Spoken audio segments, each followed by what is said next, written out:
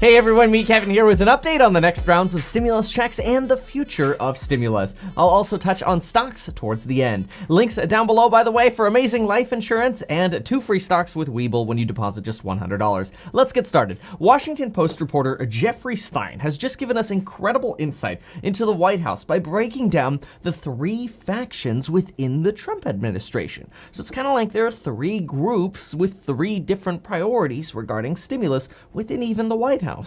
First, he said we have the China hawks. That is, they want to be tough on China in regards to trade, manufacturing, and so on. Remember, think of a hawk kind of in contrast with a dove, right? A hawk is aggressive and angry against China.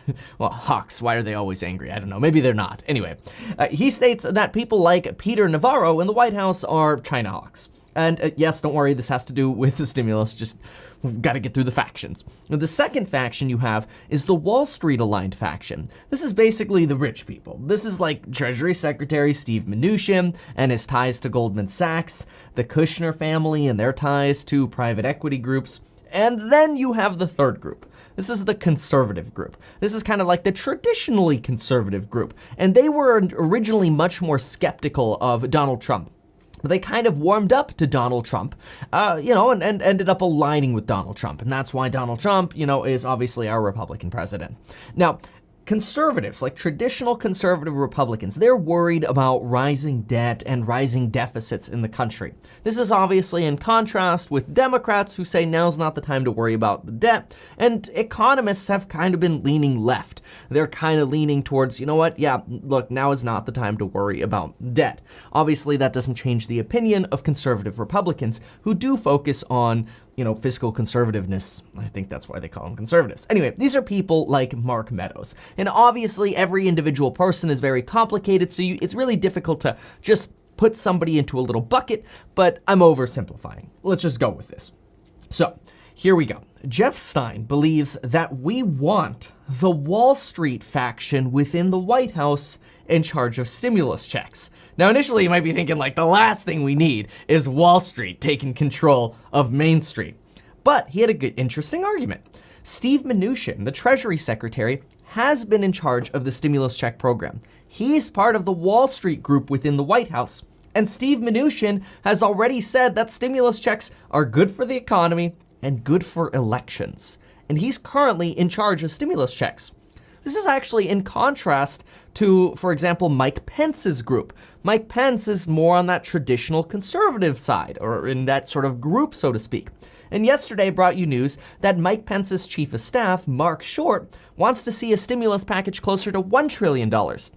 So look at what you got here. You got Mike Pence's group and sort of the traditional conservative group, along with Mitch McConnell going, we want a $1 trillion package.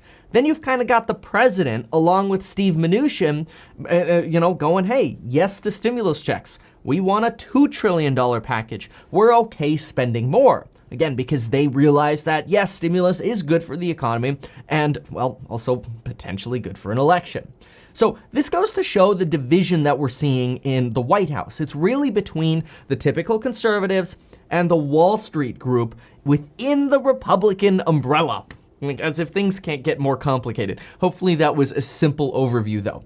The good news, though, is Mike Pence and the traditional conservatives, they're not leading the stimulus charge in the administration.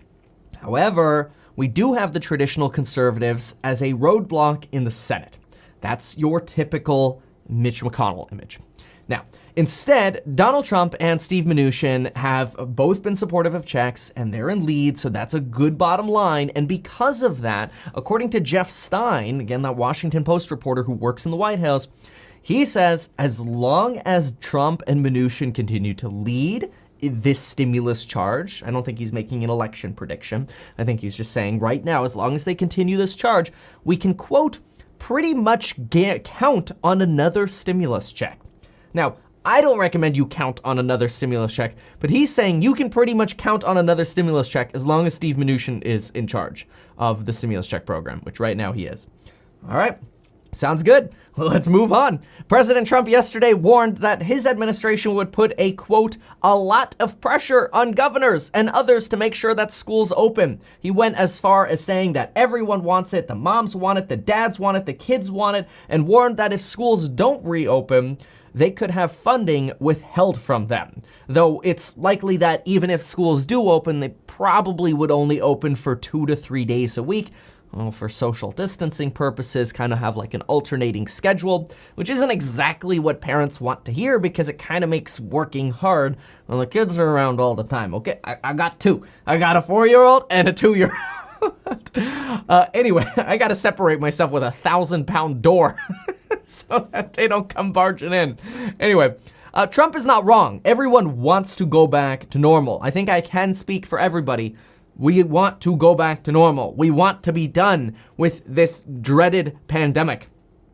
But I think there are very clear differences in how we go about ending the pandemic, and that is obviously up for debate, which is obviously a great reminder to say that you should get life insurance in as little as 5 minutes, and of course, get your 2 free stocks with Webull. By the way, a lot of you have reached out since I last mentioned and said that, hey, I deposited the $100 too, and then I got, you got various different offers saying, by the way, if you deposit a little more money, we'll give you more free stocks. Honestly, it just seems like Webull is literally just trying to buy your business at this point.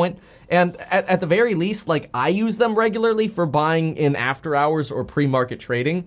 I love it. Like, these are some of my holdings over at Webull. And I love it. Like, Lemonade's on sale today. It's great. I never liked them in the 80s or 90s, I will say that, but I do like Lemonade under 70. Anyway, let's keep moving on. The Fed just released a statement that, quote, we now face a real-life stress test, even more severe than those previously hypothesized. In English, things might be worse than we thought. I don't know why they can't just say that. Like, whatever. And folks, this could not be more true for the airlines, the cruise lines, the restaurants, the retail, stocks, and companies in general. So if you are in those stocks, be careful. Keep your position small on those. Look, in March and April, it was fun to buy them because we thought we were going to have 30 days to slow the spread and then hop back in. Everything was going to be normal again. But when you've got the Fed warning of a leveling off, you've got airlines and retail and everyone cooling off since the June highs that we had, that euphoria we felt in June, that's like all but gone now for that sector. The International Monetary Fund has reduced expectations, and now people are worried about whether or not schools are actually going to reopen, and more bankruptcies are coming. Like this shirt, this is a Brooks Brothers shirt, the white shirt. And that popular business, well, they just went bankrupt. At least they filed for bankruptcy. Now, the Fed, via Vice Chairman Claudia, said yesterday evening that a double-dip recession is not in their expectation and that, quote, we have a lot of accommodation in place, there's more we can do, and there's more that we will do if we need to. Too bad the Fed is not in charge of the stimulus check program because then that would be solved too. By the way, United Airlines just announced, as I started recording this, that up to 36,000 employees could be laid off at United. This literally comes a day after Treasury Secretary Steve Mnuchin says, okay, we've agreed to bailout terms with the airlines. And now they're laying off 36,000 employees, or at least they're giving 60-day notice that they're probably laying off 36,000 employees, which would include 15,000 flight attendants, 11,000 customer service and gate agents, and 5,500 maintenance crew, and 2,200 pilots could all be cut by mid to late August. Thank you for that breaking news. I got to shout out CNBC for that one. I know some of y'all don't like CNBC, but at least I wanted to cite that. Now, meanwhile, Walmart Plus is intended to launch later this month to compete with Amazon Prime at $99 per month, and it should come with free grocery deliveries and one-day delivery for in-stock items. This will be really interesting. But let's get on to the first stimulus check. In the LA Times this morning, a CPA answered questions, and this is what she's been talking about with her clients. She says there are currently 4.7 million unopened paper returns that have accumulated at the IRS since mid-May. 4.7 million, that's crazy. Taxpayers who file paper returns might want to wait, or might have to wait, she says, for a refund, and honestly, possibly even their first stimulus check. Especially if they filed a paper return to get their stimulus check. So if you have not gotten your payment yet, call the IRS. The number is 1-800-919-9835. 1-800-919-9835 to trace your payment. Also, 2 fun facts. The last stimulus check package cost everyone, well, $290 billion. And today, I am wearing pants. See? Pants! At least I am on that leg for now. We'll see you next time, folks. Thanks for watching.